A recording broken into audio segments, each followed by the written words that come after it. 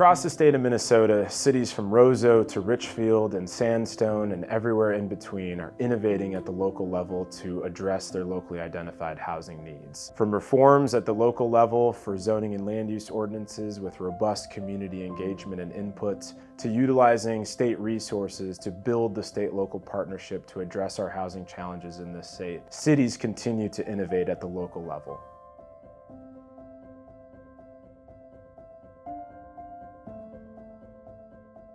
The school is a monument in this town almost, and so the effort was kind of born from trying to find a way to save the building. Combining that need with the housing need seemed like a perfect fit. So this project has received support from the Workforce Housing Grant through Minnesota Housing, which is huge. The important partners on this project have been Megan Elliott, our developer, has been able to secure over $1 million in state housing tax credits. The property was zoned historic downtown, which didn't allow for apartment buildings. So we rezoned it to traditional residential, but that only allowed units up to 4. We had to, for the whole town, revise traditional residential district to allow apartment buildings. So the community's been very vocal, very supportive, and hopeful. Working with the city of Roseau for 1101 was a great experience. Their city EDA is the actual owner of the property. They waived sack and whack fees. They waived the building permit. They bought the land and donated the land. They borrowed money from the county HRA to fund the project.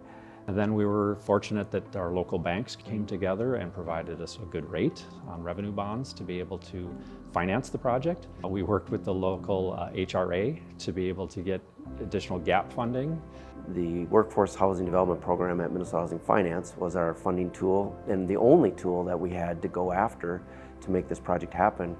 And without getting awarded those funds, which was about $1.5 million, the project would have never occurred. 70 or 80% of the people that moved into the apartment came to Roseau from outside of the state of Minnesota. So we're providing housing, but we're providing employees and we're providing economic development. We were looking at another phase of the 1101, a sister building called the 1001. We hope to have broken ground on that this year, but we were unable to get some workforce housing grant dollars that we had applied for. I certainly hope that there's going to be another round of funding in that workforce housing grant program, and we're going to be right there knocking on the door, maybe even knocking it down, who knows.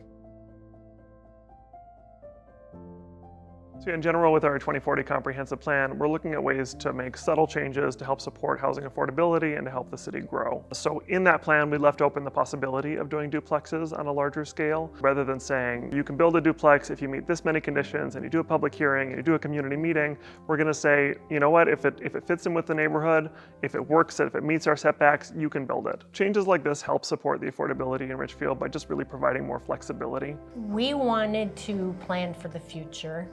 We have special needs daughters. One resides within our home that she grew up in. The other daughter also resides there currently, but we wanted to build a place for her so she'd have her separate space. It was like an answer to our prayers to be able to have them together, to be live as independently as possible, and to be in close proximity with one another. I think that's a great place to start, is look at what you've done, build off that, and build what made your city, the city that you love.